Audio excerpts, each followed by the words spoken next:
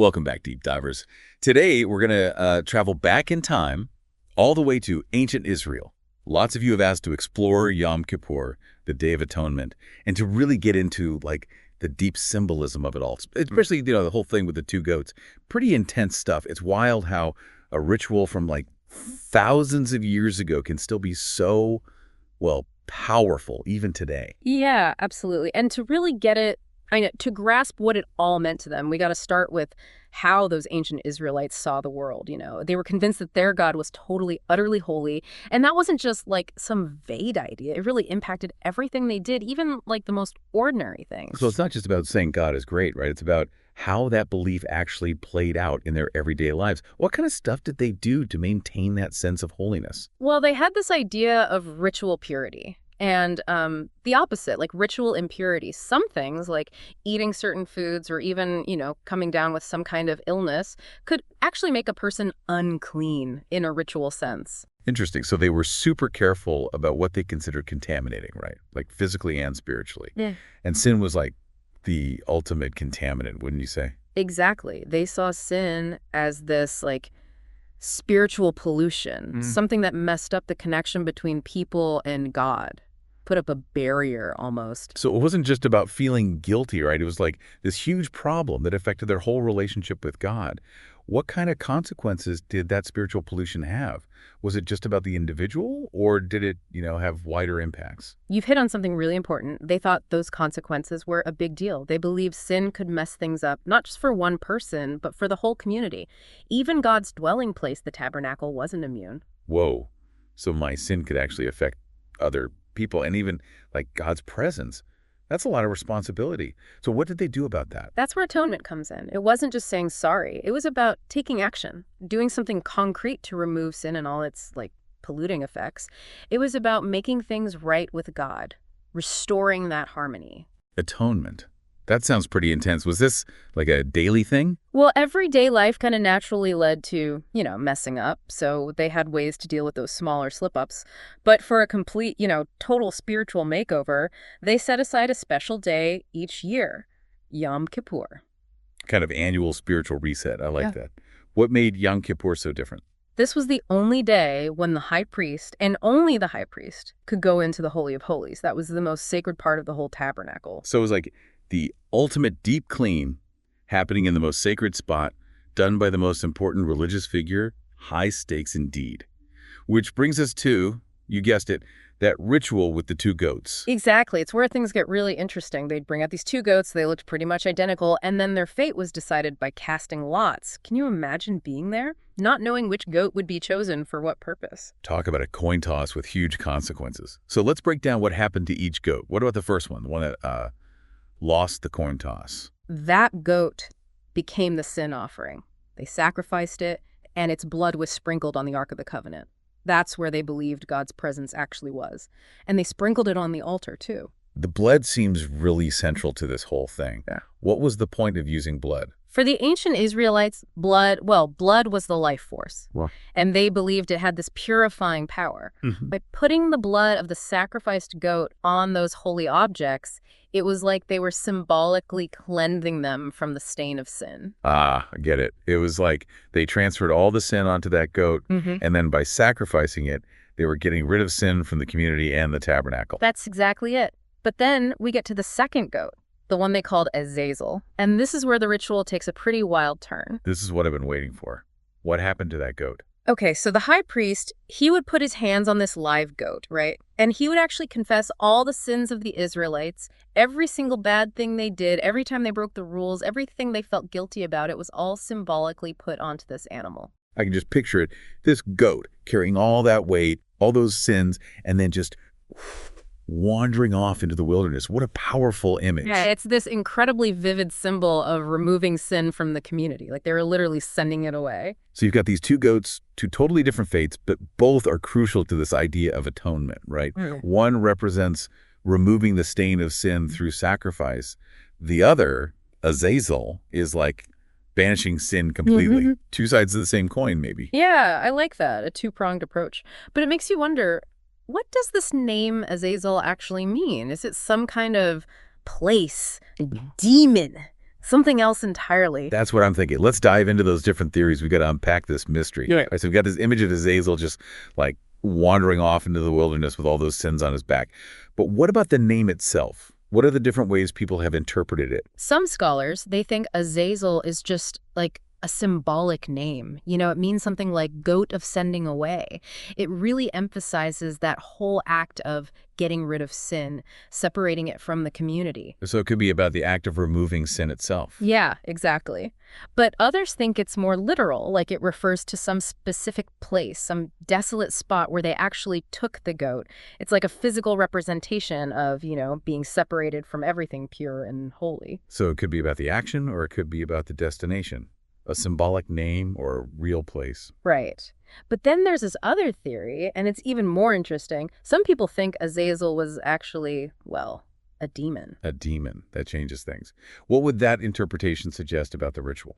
Well, it suggests that maybe they thought they were doing more than just sending sin away, like they were actually confronting or maybe even trying to appease some kind of evil force. Imagine how much more dramatic that would make the whole ritual. Wow, yeah.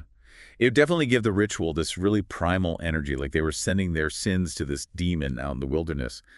But, no matter how you interpret it, the main idea seems to be that same thing, completely separating sin from the community. You got it. Whether it's a symbolic name, an actual place, or even, some kind of demon, Azazel represents that act of getting rid of sin once and for all. It would be really interesting to know what kind of psychological effect that had on them, watching that goat disappear. Yeah, like what were they feeling? I bet they felt this huge sense of relief, like a weight had been lifted, It must have felt like a total fresh start. It makes you think about how powerful rituals and symbols can be. Even if they didn't totally get what Azazel meant, just the act itself must have been incredibly cathartic. It speaks to something deep in us, this need to cleanse ourselves, not just physically, but also spiritually and emotionally. Yeah. That's a really good point. And it brings us to, the big picture. Mm-hmm. The whole purpose of Yom Kippur. Remember, they saw sin as this destructive force, something that came between humans and God. So Yom Kippur was all about breaking down that wall. So it wasn't enough to just get rid of sin, right? They had to actively fix their relationship with God. How did they go about doing that? Through something called propitiation. It basically means satisfying God's justice.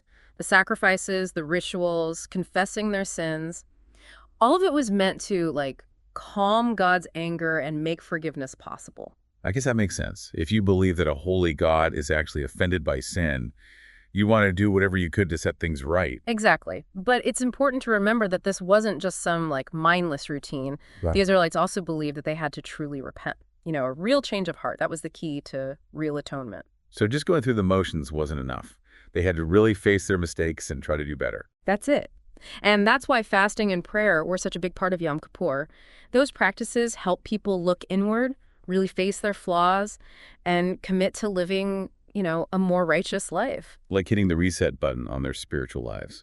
A chance to reflect, to reevaluate, and to choose a path that was, in line with what they believed God wanted for them.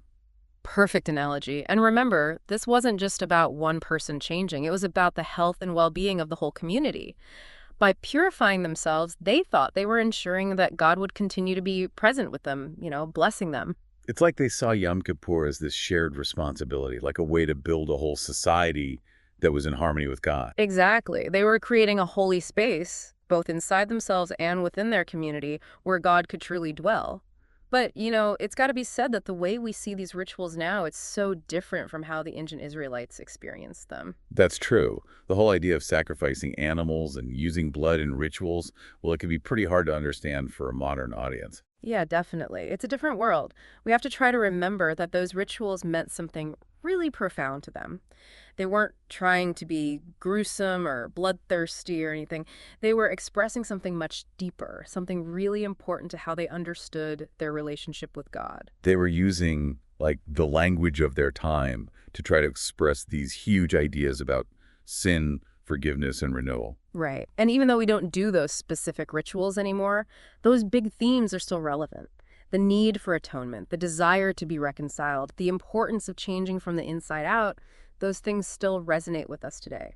So even if we aren't sacrificing goats or sprinkling blood, we can still find meaning in what Yom Kippur represents, right? Absolutely. The Day of Atonement gives us this powerful way to understand the struggle we all have with sin, our search for forgiveness, and that desire for redemption. And those are themes that go beyond any one time or place. It's like we're tapping into this wellspring of human experience, this need to be whole, to be connected to something bigger than ourselves. It's about facing our flaws, making things right when we've messed up, and trying to be better. That's a beautiful way to put it. And I think that's what makes Yom Kippur so powerful and so enduring. The outward forms may have changed, but the essential message is still there. We can change, we can grow, we can seek forgiveness and reconciliation. It's a message of hope and renewal that echoes through time. But there's another layer to this story. What happens when the place where all this took place, the temple in Jerusalem, isn't there anymore? Right.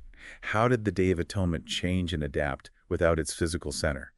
And what does it look like today in a world that's often so secular? It's been quite a journey, Right. exploring Yom Kippur, the Day of Atonement. We've gone all the way back to those ancient Israelite ideas about sin and being pure, that whole intense ritual with the goats and those powerful themes of atonement and being reconciled with God. It really shows you how important those ideas were in their lives, just completely woven in. Absolutely. But like you said, things changed in a big way. The temple in Jerusalem, the place where those rituals happened, well, it was destroyed. So how did Yom Kippur survive, without that physical heart? How did it evolve? That's where things get really fascinating. See, when the temple was destroyed, it forced this huge change in how Jewish people practiced their faith. They couldn't do animal sacrifices anymore, so the focus shifted even more toward changing from within. So the rituals, while still important as symbols, took a back seat to that internal work of repentance and, looking inward. Exactly. Yom Kippur became less about what you did and more about the kind of person you wanted to be. That's a pretty powerful shift. It makes me think about what we were saying earlier about how it felt to send away that goat, Azazel. Even though they couldn't physically do that anymore, they still needed that same emotional release, that spiritual cleansing. You got it. And that's what's so amazing about Yom Kippur. It adapted. It found new ways to express those same timeless themes of atonement and renewal. So what does Yom Kippur look like today then? In a modern world that's often so secular, how do those old ideas translate to our lives now? That's the big question, isn't it? How do we take those ancient ideas, sin, atonement, purity, and make them meaningful for us today? Especially if we don't have the same beliefs as those ancient Israelites. Yeah, that's definitely a challenge. But I think there's something about those core themes that everyone can relate to, right? We all mess up. We all have things we regret.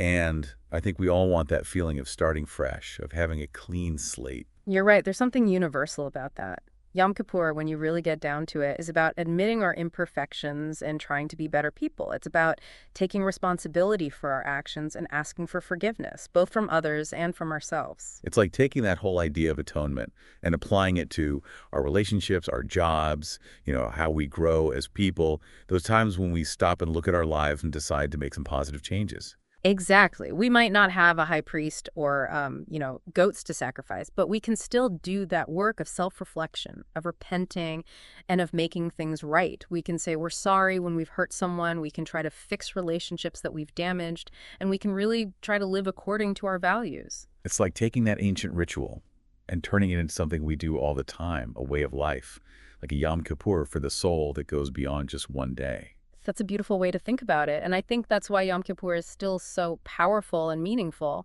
Even though those specific rituals have changed, the main message is still relevant. We can change. We can grow. We can find forgiveness and reconciliation. It's a message of hope and renewal that still speaks to us after all these years. Wow, this has been an incredible journey. Exploring Yom Kippur has been like, I don't know, peeling back layers of history, ritual, and, well, just human experience. It's given me a lot to think about. And remember, this is really just the start of your exploration. There's always more to uncover, more to understand. You're right. That's what's so great about a deep dive. It makes you curious, it opens up new ways of thinking, and it reminds us that there's always something new to learn. So as we wrap up, I want you to think about what really resonated with you during our exploration. What parts of Yom Kippur, whether the ancient stuff or the modern stuff, really spoke to your own life and experiences. And how can you take those insights and use them on your own journey of, growing as a person and maybe even transforming yourself? Remember, the deep dive never really ends. There's always another layer to peel back, another connection to make.